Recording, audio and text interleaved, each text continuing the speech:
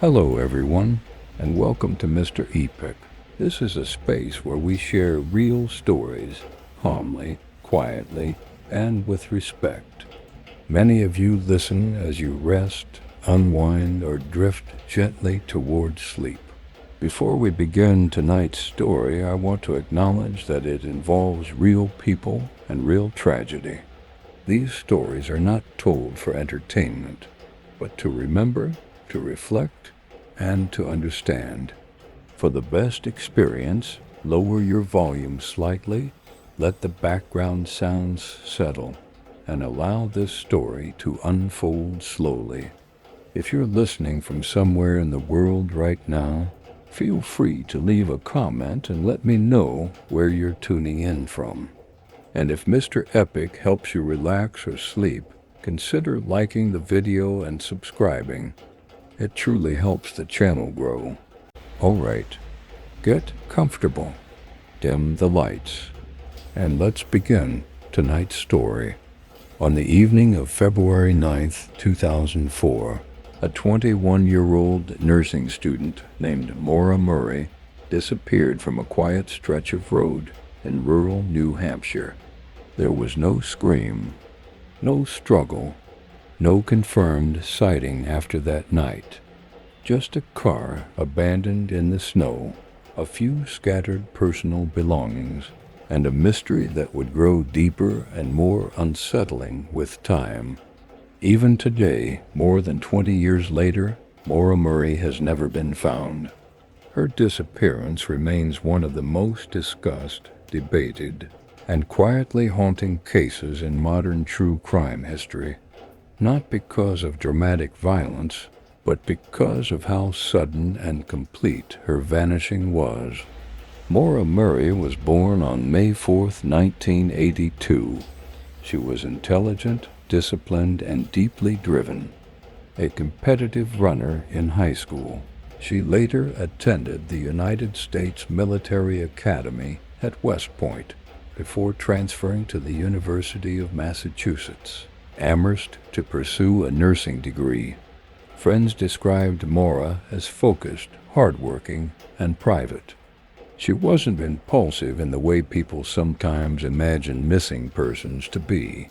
She had plans, structure, ambition, but in the weeks leading up to her disappearance, cracks had begun to form beneath the surface. On February 5th, just 4 days before she vanished, Maura was involved in a minor car accident.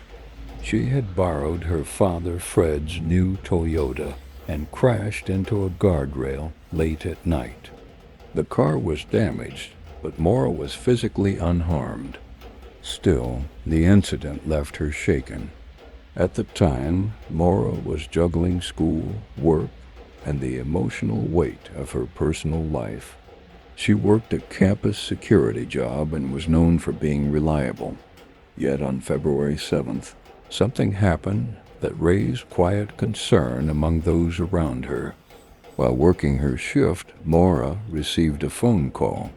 The details of that call remain unknown, but witnesses recalled her becoming visibly upset. She was seen crying and repeating the words, "My sister." Later, Maura told supervisors there had been a death in the family, but there hadn't been. It wasn't a lie meant to deceive maliciously, more likely a sign that Maura was overwhelmed, unsure how to explain what she was feeling, or simply desperate for time away. The following Monday, February 9th, Maura emailed her professors, informing them that she would be away for a week due to a family emergency. Again, no emergency existed. She packed up a few belongings, withdrew nearly all the money from her bank account, purchased alcohol, and loaded her black Saturn sedan. She did not tell her friends where she was going. She did not tell her family. She simply left. Sometime in the early afternoon, Maura began driving north, away from campus, away from routine, away from everything familiar. Her destination, if she had one, remains unknown. What is known is where her journey ended. As daylight faded and temperatures dropped, Maura's Saturn was seen traveling along Route 112 near the town of Haverhill, New Hampshire. Snowbanks lined the road. The area was quiet, isolated, and rural. At approximately 7:27 p.m., a resident reported a car accident near a sharp curve known locally for crashes during winter. When police arrived minutes later, the Saturn was there, but Maura was not. The car had slid off the road and come to rest against a snowbank.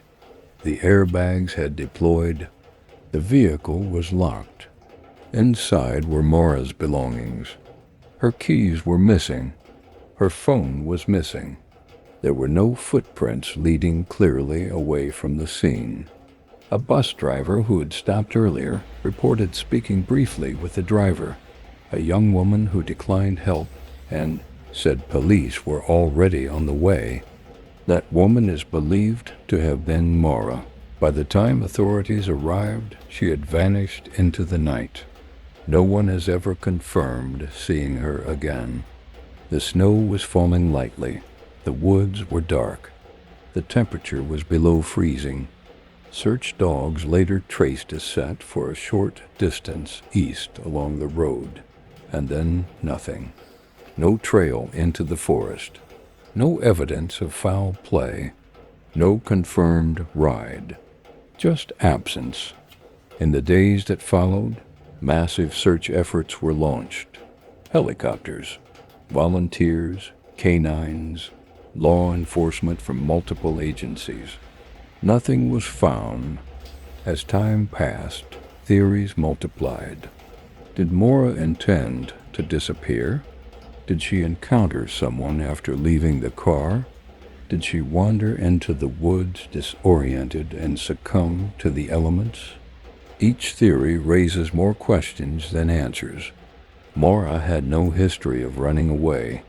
She loved her family. She had future plans. Yet something compelled her to leave without explanation. Her case is particularly unsettling because of how little evidence exists. There is no clear crime scene, no suspects, no confirmed timeline after the crash, just a moment frozen in time. The road, the snow, the empty car.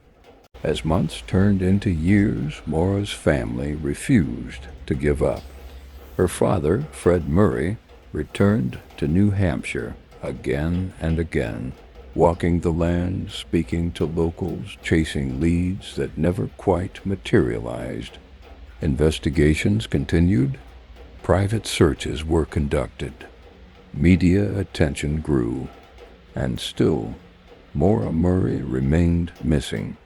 The absence Maura Murray left behind did not remain quiet for long. Within hours of the discovery of her abandoned Saturn, the rural stillness of New Hampshire was broken by flashing lights, search dogs, volunteers, and the growing awareness that something deeply unusual had happened. At first, authorities treated the situation as a routine accident, followed by a brief disappearance. Many believed Maura would soon emerge, embarrassed but unharmed. She didn't. As daylight broke the following morning, the reality began to set in. The area around Route 112 was searched extensively. Snowbanks were examined. Ditches were checked. Nearby woods were scanned inch by inch. Dogs were brought in to track Maura's scent, and for a short distance they succeeded. The scent moved east along the road, away from the crash site, before abruptly stopping in the middle of the pavement. To investigators, this suggested only two possibilities. Either Maura had gotten into a vehicle, or the scent was disrupted by environmental factors such as wind and snow. There was no trail leading into the forest, which contradicted the popular belief that she wandered off and became lost. And yet, despite this, Many still assumed she must be in the woods, somewhere, unseen. Days passed. No footprints appeared as the snow melted. No personal items surfaced. No trace of Maura emerged from the landscape. Her family arrived quickly and took control where they could. Fred Murray walked the roads himself, replaying every moment he could reconstruct. He spoke with neighbors, questioned timelines, and scrutinized official decisions. One of the earliest points of tension came from the timing of the police response. The first officer arrived only minutes after the initial accident call, yet Maura had already disappeared. How could someone vanish in such a short window of time? This question became the axis around which the entire case began to rotate. Witness statements were revisited repeatedly. The bus driver who had spoken to Maura recalled nothing alarming. She had appeared shaken, but not distressed. She did not ask for help. She declined offers to call for assistance. That detail alone confused many. If Maura was in trouble, why refuse help? If she wasn't, why leave the scene at all? Then there was the alcohol. Investigators discovered open containers in the vehicle, suggesting Maura may have been drinking. At the time, this seemed important. If she believed she might be charged with driving under the influence, panic could explain her decision to flee the scene. That theory felt reasonable on the surface, but it began to weaken under closer inspection. If Maura had fled to avoid police, why bring personal belongings with her? Why lock the car? Why vanish entirely? As the days turned into weeks, theories multiplied. Some believed Maura planned a deliberate disappearance, starting a new life somewhere far away. This idea gained traction when people learned about the emails she sent, the money she withdrew, and the fact that she packed up some of her belongings. To certain observers, these details suggested intention rather than impulse. But intention requires planning, and Maura left behind too much. Her phone, her textbooks, her personal relationships. She had no known destination, no confirmed lodging, no long-term funds. There was no digital footprint after the crash. No activity, no confirmation she made it anywhere at all. Others believed Maura encountered someone that night. Perhaps she accepted a ride. Perhaps she trusted the wrong person. In a dark, rural stretch of road, a passing vehicle could easily stop unnoticed. If that happened, it would explain the abrupt end of the scent trail. But again, there was no evidence. No witnesses came forward. No suspicious vehicles were identified. No physical signs of a struggle were found. The idea lingered in uncertainty. As months passed, the case drew national attention. Internet forums sprang to life, each one dissecting Maura's behavior, personality, and decisions. Every word she had spoken, every email she had sent, every step she had taken became subject to analysis. Some discussions were thoughtful and compassionate. Others crossed into speculation and judgment. Maura's family watched all of this with growing pain. To them, Maura was not a mystery to be solved. She was a daughter, a sister, a young woman who should have come home. Searches continued over the years, often funded by the family themselves. Ground-penetrating radar was used in certain areas.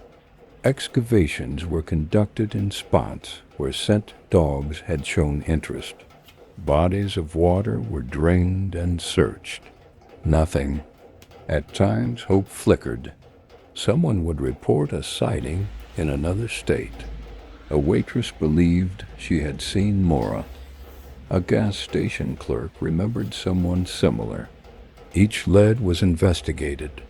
Each one dissolved under scrutiny. Hope rose. Hope fell. Quietly. Meanwhile, official investigations slowed, constrained by lack of evidence. Without a crime scene, there was little law enforcement could do beyond revisiting old ground. The case was neither closed nor actively advancing. It existed in limbo. Years passed. The landscape around Route 112 changed with time. Trees grew. Roads were repaved. Homes changed hands. The world moved forward. But Maura remained frozen in that winter night.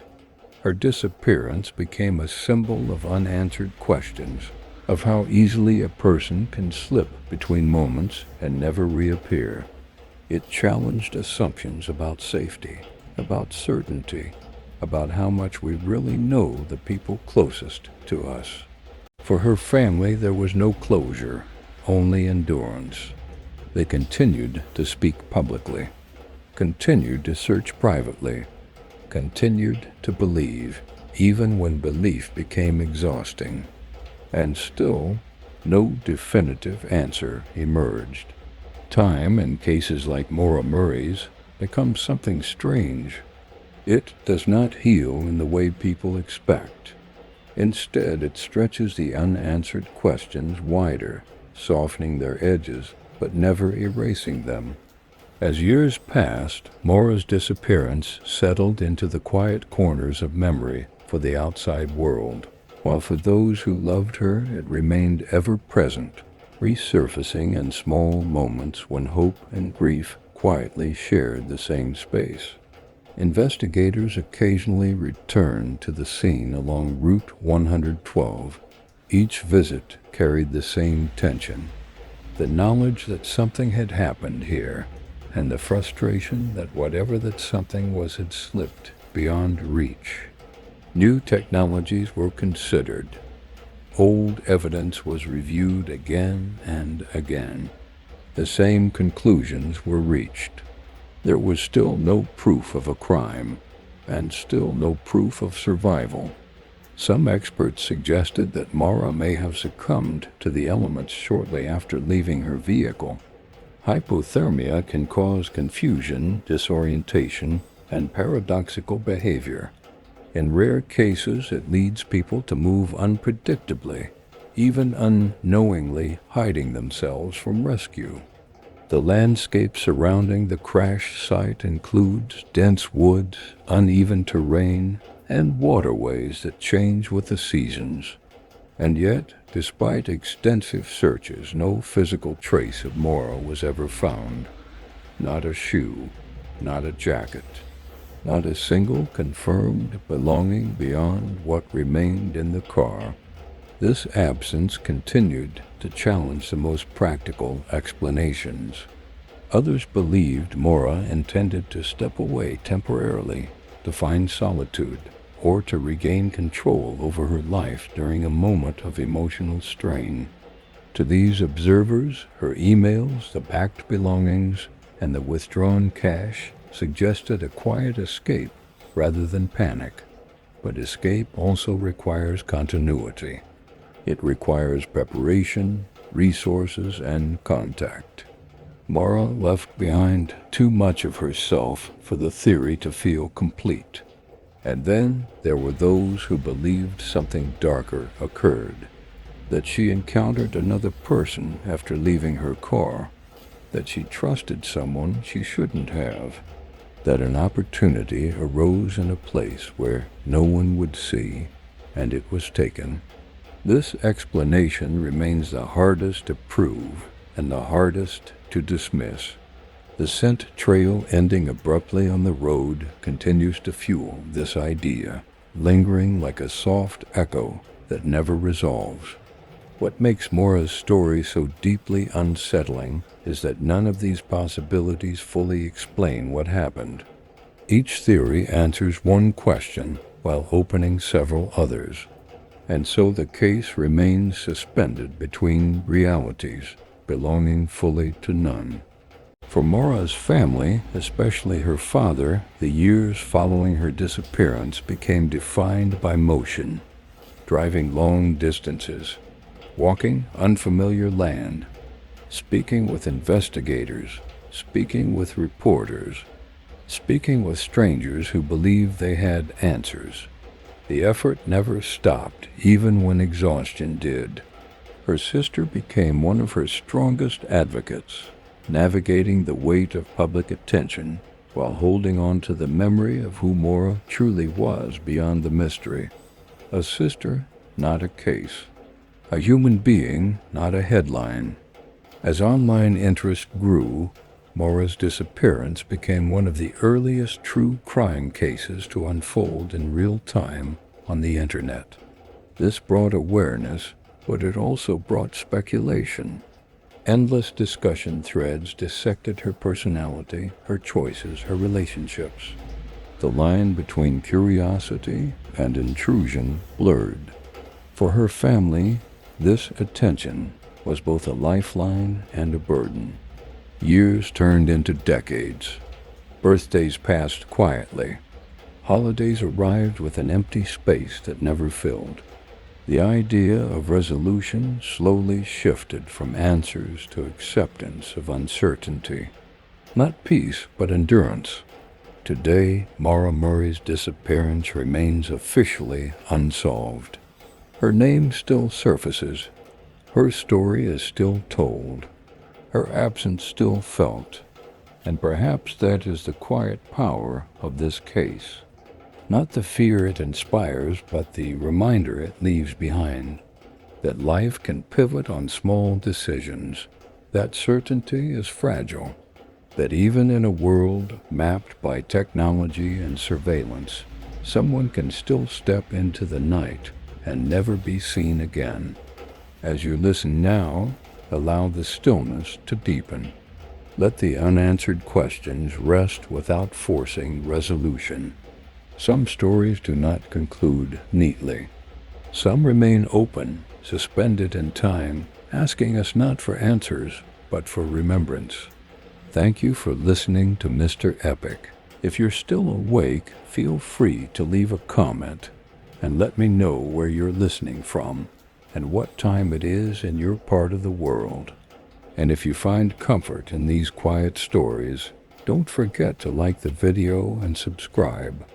It truly helps the channel grow. Now, allow the world to soften. Let the sound of rain carry the silence. And when you're ready, drift gently into sleep. Good night.